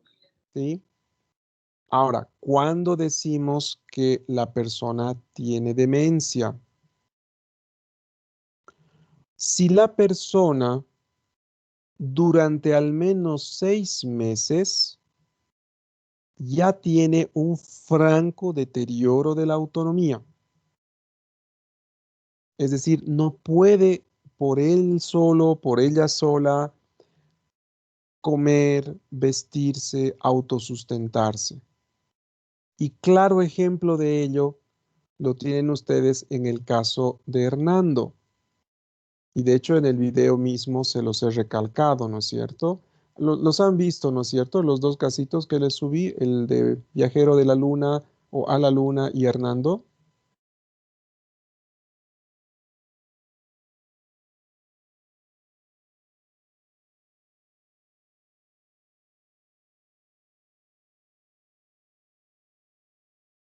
Sí, Doc. ¿Sí? Entonces, es eso, o sea, se han dado cuenta cómo el hijo va explicando todas las cosas que su papá ya no puede hacer. En cuanto a los dominios cognitivos, siempre se altera la memoria y otros dominios cognitivos. Se dice que deberían estar alterados sí, debería haber una clara alteración o merma en por lo menos 2 dominios cognitivos para hacer el diagnóstico de demencia. Las alteraciones de la conducta son notorias y pueden ser además perjudiciales para la persona. La persona se aísla o la persona puede tornarse muy irritable, puede haber agitación psicomotriz y existen además alteraciones en la expresión de las emociones. O la persona está totalmente abúlica, es decir, sin ninguna iniciativa, o la persona puede estar muy nerviosa, muy triste, muy eufórica, muy irritable. Estas son las alteraciones que suelen manifestarse en una persona con demencia. Voy a mostrarles algunas otras más, pero estas serían, digamos que las nucleares para hacer el diagnóstico. Por demás está decirles, creo, que todas estas alteraciones deberían estar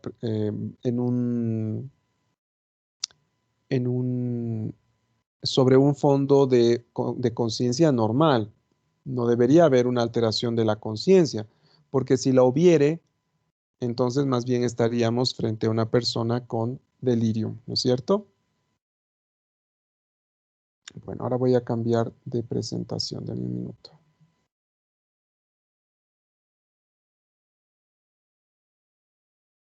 Ya, ¿pueden ver mi antigua presentación? Sí, Doc. Ya.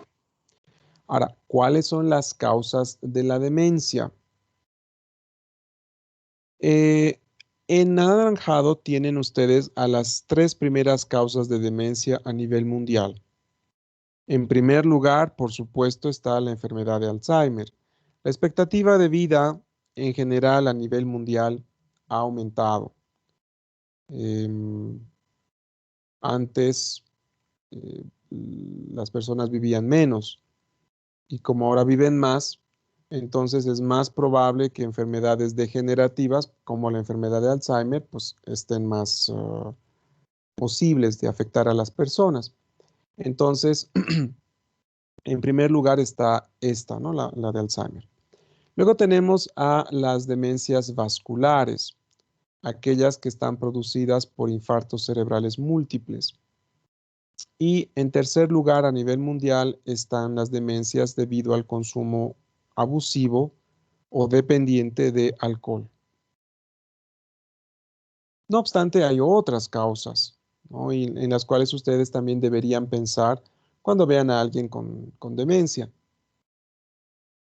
Están algunos trastornos endocrino-metabólicos, por ejemplo, el hipotiroidismo, el déficit de vitamina B12, Esto es importante de tomar en cuenta en adultos mayores, por ejemplo, o en personas que están, por ejemplo, que cursando con diabetes, porque el uso crónico de metformina o en personas también con gastritis que utilizan ranitidina y omeprazol de manera crónica, todos estos medicamentos influyen en la absorción de la vitamina B12. Y si a eso le suman a un adulto, que el caso está en un adulto mayor, cuyo intestino también ha envejecido y tiene menor capacidad de absorber esta vitamina, entonces ahí tienen ustedes un caldo de cultivo perfecto para eh, una demencia por el déficit de esta vitamina. Y contarles a modo de anécdota y anécdota personal además, que el déficit de vitamina B12, seguramente se acuerdan ustedes de sus clases, no sé si de nutrición o de medicina interna o farmaco tal vez, de que siempre nos han enseñado, ¿no? De que la señal de que existe una deficiencia de vitamina B12 es la anemia megaloblástica, ¿no? En un hemograma. Es cierto, o sea, alguien que tiene anemia megaloblástica es muy probable que tenga deficiencia de vitamina B12, pero esa anemia podría ser una manifestación tardía del déficit de la vitamina. Es decir, esa persona previamente podría haber estado meses con el déficit antes de manifestar la anemia megaloblástica. ¿Por qué les decía que mi anécdota iba a ser de tipo personal? Yo soy vegetariano y lo soy desde hace más o menos ya voy por el 5.º año si no estoy mal. Y finales del anteaño pasado, poco antes de la pandemia, empecé con un entrenamiento físico mucho más intenso del que solía hacer. Yo practico natación y bueno, por X o Z motivo aumenté la intensidad de los entrenamientos. Y la cosa es que a eso se sumó un cambio de horarios en cuanto a mi trabajo y a mi alimentación en general. Y empecé a notar problemas de memoria, irritabilidad, incluso hasta disminución de mi estado anímico. Y bueno, supuse que era por el estrés. Mejoró esto en la época de la pandemia, porque obviamente no estaba entrenando tampoco, pero en el momento en que ya se levantaron las restricciones y volví con todo a los entrenamientos, al mes y un poco más, o nuevamente, los mismos síntomas. Y me puse a investigar, pues porque siempre recomiendan que los vegetarianos consumamos los suplementos de vitamina B12, pero yo no consideraba necesario esto porque mis hemogramas siempre estaban bien. Entonces me rendí a la evidencia y empecé a tomar suplementos y todos esos síntomas que les había mencionado, pues se revirtieron totalmente. Y pues ya luego hablé con una hematóloga, una colega, y me explicó esto, ¿no? De que las manifestaciones del déficit de vitamina B12 y en general de las vitaminas del complejo B podrían no dar señales físicas iniciales, sino más bien ser señales ya más tardías y que las primeras manifestaciones podrían ser más bien de tipo mental. Entonces, eso para que lo tengan, por favor, muy, muy en cuenta, ¿sí?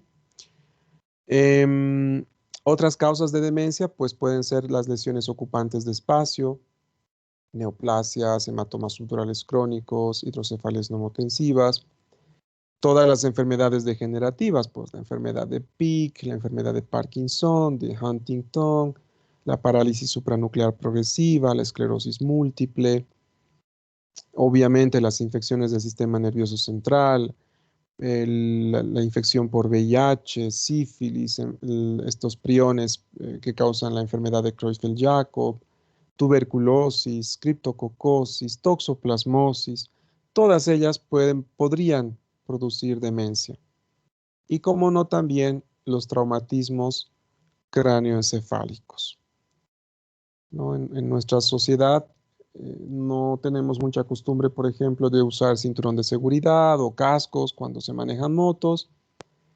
Y bueno, es un desastre cuando ocurren accidentes, ¿no? Los TECs están a la orden del día y eso a la larga puede producir demencia. Este paciente del que les comenté, por ejemplo, en el que estoy utilizando 11 miligramos de haloperidol,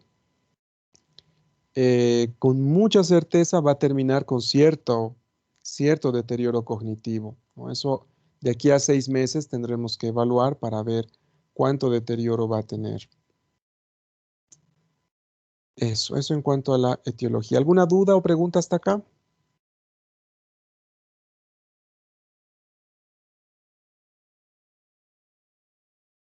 Creo que no. Ya. En cuanto a la clasificación de las demencias, se habla de las demencias según su reversibilidad y según su topografía. Según la reversibilidad, hay un grupo de demencias que se las han llamado reversibles, pero quizás acá deberíamos colocar el término entre comillas. El término demencia hace referencia pues a que las neuronas afectadas están muertas. Entonces no podríamos hablar de reversibilidad porque esas neuronas, o sea, sabemos que en el cerebro humano, salvo algunas neuronas del hipocampo, que sí se pueden regenerar, eso está demostrado, pero el resto de los cientos de millones de neuronas que tenemos, no, cientos no, decenas de millones de neuronas que tenemos, no se regeneran. Pero este tipo de demencias sí pueden mejorar mucho, o sea, pueden mejorarse las capacidades cognitivas que se tenían si se hace un tratamiento precoz. En este caso tenemos a una depresión que en realidad no es tanto una depresión, sino manifestaciones de deterioro cognitivo por una depresión, a la que se llama pseudodemencia depresiva. Tenemos aquellos cuadros de deterioro cognitivo secundarios a uso de fármacos, por ejemplo, antiepilépticos, o por ejemplo, benzodiazepínicos, o barbitúricos, u opioides. Estos tres últimos, por si acaso, son medicamentos depresores, ¿no? Los anticonvulsivantes no están dentro de ese grupo. Pero el uso crónico de estos fármacos puede producir deterioro cognitivo. Y si se cambia de medicamento o se cambia el esquema y las dosis que se utilizan, podría mejorarse la capacidad cognitiva de la persona. Trastornos metabólicos, por ejemplo, el hipotiroidismo, si se trata, también se puede lograr que las capacidades cognitivas de la persona mejoren mucho. Y una hidrocefalia normotensiva, también si se corrige, si se hace una derivación ventrículo-peritoneal, puede mejorar la función cognitiva de la persona. Yo una vez vi a un paciente que tenía neurocisticercosis. Y una complicación, ustedes saben, de la neurocisticercosis es que cuando está muy abajo y obstruye la vía de salida del líquido cefalorraquídeo, puede producir hidrocefalia. Y los varios meses que yo vi a este paciente, pues era un paciente demenciado, o sea, demenciado total. Casi no hablaba, tenía que ir del brazo con un familiar siempre, terrible. Pero le hicieron la derivación y unos 4 meses después me lo encontré. Estaba claro al lado de un familiar, pero caminando solito. Y me dijo, doctor Manzano, buen día, ¿cómo está usted? Y yo me quedé de a 10 porque pues nunca lo había visto tan bien. Y todo gracias a este procedimiento quirúrgico. Y claro, ya la familia me contó que ya estaba mucho más independiente en la casa, comía solo, se vestía solo, ¿no? Todavía, bueno, ya no podía hacer cálculos y estas cosas, pero pues estaba mucho mejor de como yo lo veía. Y bueno, tienen ustedes el resto de demencias que cumplen nomás pues, con el requisito de ser irreversibles. Según la topografía, se dividen a las demencias en demencias corticales, subcorticales y mixtas. Las demencias corticales son aquellas que afectan solamente a la corteza cerebral. Y dentro de estas se mencionan a las frontotemporales, acá está por ejemplo la demencia por enfermedad de Pick, y a las frontoparietales, acá está la demencia por enfermedad de Alzheimer, por ejemplo. Entre las subcorticales, que son aquellas que afectan áreas más profundas del cerebro, muchas de ellas relacionadas con el control de los movimientos, tenemos a la enfermedad de Huntington, la enfermedad de Parkinson, la enfermedad de Wilson, las demencias secundarias a VIH y a la parálisis supranuclear progresiva.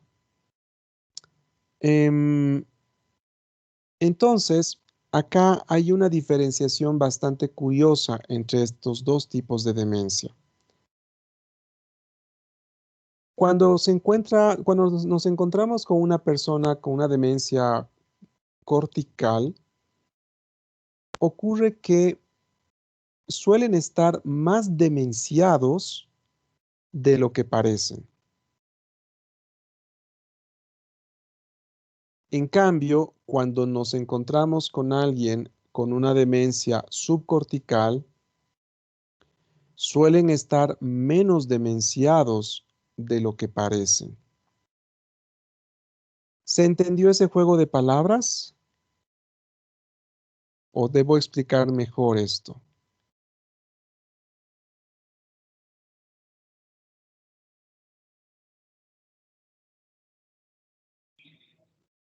Sí, Doc, explica, por ¿Sí? favor. Explico mejor, ya, explico, no hay problema. ¿A qué me refiero con esto? Si ustedes hicieran una entrevista con una persona con una demencia de predominio cortical y que, bueno, no está tan avanzada, ¿no? Porque obviamente cuando la demencia está muy avanzada, pues bueno, no hay dónde perderse, ¿no? La persona, como dice acá, está afásica, hay mucha apraxia y hay agnosia. Pero por lo menos en estadios iniciales, ¿sí? Estas personas son capaces de hablar, de moverse, a lo mejor incluso de entablar una conversación. Y si la entrevista no fue muy a profundidad y no se evaluaron, por ejemplo, conocimientos generales, no se evaluó la capacidad de abstracción de la persona, uno puede suponer que esta persona hasta ni tenga demencia, o que si tiene es una demencia muy leve, cuando en realidad puede ser que estén mucho más demenciados. En cambio, en las personas con demencia subcortical, como tienen deterioro motor, incluyendo la mímica, porque bueno, la mímica, es decir, las expresiones del rostro están dadas por movimientos de los músculos del rostro, como pueden tener alteraciones del humor como ansiedad, depresión, pero también apatía en algunos casos, y como se les dificulta realizar tareas cotidianas por el deterioro motor, y como además hay disartria o disfonía, porque eso también es parte de la motórica, es decir, de los movimientos musculares, es que estos pacientes así, evaluados muy someramente, parecen muy demenciados, porque uno los ve encorvados, que no hablan mucho, quietos, torpes. Dicen, pucha, este pobre hombre está muy demenciado. Cuando en realidad puede que no tanto, que conserven más bien mucha lucidez mental, pero es la expresión motora la que les da la apariencia de estar más demenciados. Ahora sí, ¿me dejé entender mejor? Sí, Doc. Sí. Esto es, dígame, Sería como que inverso, ¿no ve, doctor? inverso, exactamente. Inverso. Las personas con demencias corticales suelen tener demencias más avanzadas, pero no parecerlas. Y las personas con demencias subcorticales pueden no estar muy demenciados, pero parecer estar mucho más demenciados de lo que están.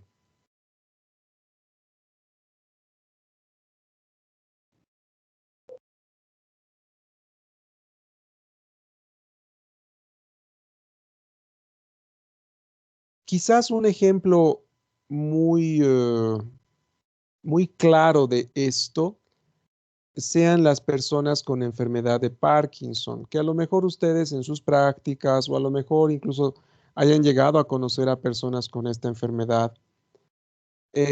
Cuando el Parkinson está ya más avanzado, la persona pues no habla mucho o si habla no se le entiende, parece que hablaran dentro de la boca y uno pues da la impresión de que se han demenciado muy rápido. Pero si se les tiene paciencia y si se habla con ellos, uno se da cuenta de que en realidad están todavía conservando buena parte de sus capacidades cognitivas. Ahora, pueden haber también demencias que tomen tanto áreas corticales como áreas subcorticales. Este tipo de demencias incluyen a las demencias vasculares y a las traumáticas. Tiene toda la lógica del mundo, ¿no? Las vasculares porque los vasos sanguíneos irrigan tanto áreas subcorticales como corticales. Imagínense una persona que tenga un ACV de la arteria cerebral media, pues obviamente que pues casi un medio hemisferio se va a ver comprometido, tanto la corteza como las áreas subcorticales. Y lo mismo con las demencias por traumas. Un trauma pues afecta tanto la corteza como áreas subcorticales, ¿no? El área de la contusión. Y obviamente las manifestaciones de la demencia en estos casos serán una conjunción de ambos, ¿no? Aquí sí no va a ser fácil hacer esta disquisición entre cortical y subcortical. ¿Hasta acá estamos claros? Creo que sí. Bueno, ¿cómo se hace el diagnóstico de la demencia? Bueno, pues evidentemente habría que identificar los criterios diagnósticos que ya les había mencionado previamente, pero para saber la causa de la demencia, al igual que con el delirium, tenemos que pedir exámenes tanto de laboratorio como de gabinete, junto por supuesto con hacer una buena historia clínica, ¿no? Entonces, seguramente deberemos pedir un hemograma, un ionograma, un examen general de orina, pruebas de función tiroidea. Recuerden que los hipotiroidismos pueden producir demencias, dosaje de vitamina B12 y folatos, determinación de, ay, se me están yendo las palabras, determinación de sífilis a través del BDRL, pedir una serología para VIH si fuera pertinente, solicitar una radiografía de unos rayos X de tórax, un electrocardiograma y un electroencefalograma. Si hablamos de pruebas de imagen, pues la neuroimagen es indispensable. Tendremos que pedir una tomografía de cráneo, simple o con contraste. Podemos pedir una resonancia magnética o una resonancia magnética funcional. Esto nos va a ayudar en gran manera a saber si es que hay alguna lesión estructural en el cerebro que explique el deterioro de la persona. Bueno, se nos ha ido el tiempo de la clase. No sé si tienen hasta acá alguna duda última o pregunta. Disculpe. Sí, doctor. Dígame. Yo quiero preguntar si es para confirmar los temas para el examen, Sí. si es que entra trastorno de personalidad, trastornos psicóticos, trastornos afectivos y trastornos neurocognitivos hasta delirio. ¿Es hasta ahí el examen? Es hasta delirium el examen, exactamente. Ah, ya, doctor, gracias. Sí, sí. ¿Alguien más quería preguntar algo, creo? Sí, doctor, con respecto al tema, este tipo de, o sea, esta demencia, ¿es progresiva? O sea, ¿o es de un momento a otro? ¿Y cómo De- podríamos diferenciarlo de un trastorno del sensorio? ya, depende de la causa.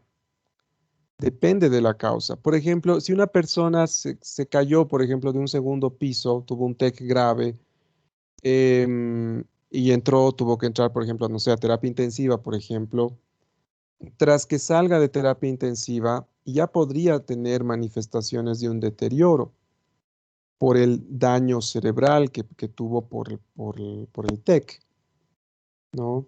Pero, por ejemplo, en el caso de una demencia por enfermedad de Alzheimer, el inicio, bueno, o la progresión será insidiosa más bien, sino que lentamente a lo largo de meses o años irán apareciendo los síntomas. Una demencia, por ejemplo, por hipotiroidismo, igual no es algo que aparezca de un momento al otro. Serán igual meses o años de que la persona esté con su hipotiroidismo en que aparezcan los síntomas. Una persona que tenga, a ver si tengo por acá una imagen. Una persona con ¿dónde está? Aquí. Una persona que, por ejemplo, ha tenido un accidente cerebrovascular y tiene esta imagen, no, pues seguramente que va a quedar con un deterioro cognitivo y de inicio abrupto, porque ayer no tenía esta lesión, esta necrosis de su tejido cerebral y hoy sí. Entonces es esperable que aparezca el deterioro rápido secundario a este evento cerebrovascular. Entonces, repito nuevamente, depende de la causa. Ahora, cuando usted me dice alteración del sensorio, me imagino que se está refiriendo usted al delirium. ¿O a qué se refiere? No, doctor, trastorno del sensorio. Cuando el paciente también a veces llega a emergencia y no tiene, digamos, todos los... o sea, no puede hablar, está confundido, distraído, no puede pues moverse, ya sea por diferentes causas, ¿no? Ajá, ajá. Es que en ese caso, si usted no puede tener el antecedente de cómo funcionaba antes su paciente, lo que corresponde es que hasta que no se demuestre lo contrario, ese paciente debería estar con el diagnóstico más bien de delirium. Más bien debería usted esperar o a que el paciente se recupere un poco más o a hablar con la familia y los allegados y justamente preguntar cómo andaba la memoria, cuán independiente era el paciente antes de que ocurriera la causa por la que llegó al hospital. Y si acaso usted no encontrara ningún familiar y no tuviera ningún dato extra, lo que puede hacer es justamente pedir pruebas de neuroimagen y pedir un electroencefalograma. Por eso es que estaba acá también mencionado. ¿Por qué un electroencefalograma? Porque la característica del delirium en el electroencefalograma es que se lentifiquen las ondas. Ah, eso me olvidé decirles. Bueno, agréguenlo por favor como punto importante en el tema de delirium. Se lentifica el trazado electroencefalográfico. Y si usted encuentra eso en este hombre que no habla mucho, que parece distraído y no sé qué, entonces eso es un delirium. Ahora sí quedó más claro. Sí, doctor, gracias. ¿Sí? Doctor, ¿Alguna ¿puede otra? repetir por favor sobre el electro? Ya. El electroencefalograma en una persona que tiene delirium muestra enlentecimiento generalizado del trazado, o sea, del trazado de las ondas cerebrales. Eso es lo característico de alguien que tiene delirium. Eso no debería verse en una persona que tiene demencia. Por lo tanto, solicitar un electroencefalograma puede permitir diferenciar a alguien que tiene delirium de alguien que tiene demencia, en el contexto en el que nos ha preguntado su compañera, por ejemplo.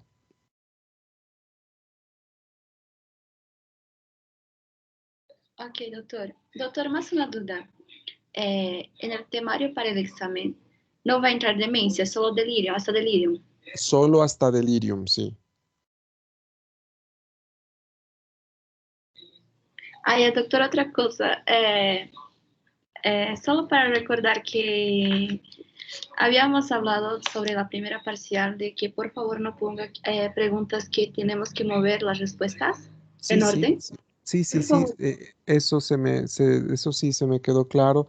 Habíamos hablado también del número de preguntas, no del número, sino del largo, de la extensión de las preguntas. Eso no se preocupen, lo tengo en mente para poder redactar su examen. Gracias, doctor. Listo. Bueno, entonces vamos a quedar acá. Nos vamos a volver a ver el siguiente jueves. Y bueno, el martes bueno, para su examen. Por cierto, ¿les han dicho la hora? 8 de la mañana, doctor. Ah, en la mañana. Bueno. Bueno, no estaré yo tan presente porque, bueno, trabajo a esa hora, pero bueno, nos vamos a volver a ver nomás el día jueves entonces. Que les vaya muy bien. Hasta luego. Gracias, Doc. Hasta luego. Hasta luego. Gracias, doctor. Hasta luego, Adiós, doctor. Muchas adiós. gracias. Gracias. Adiós.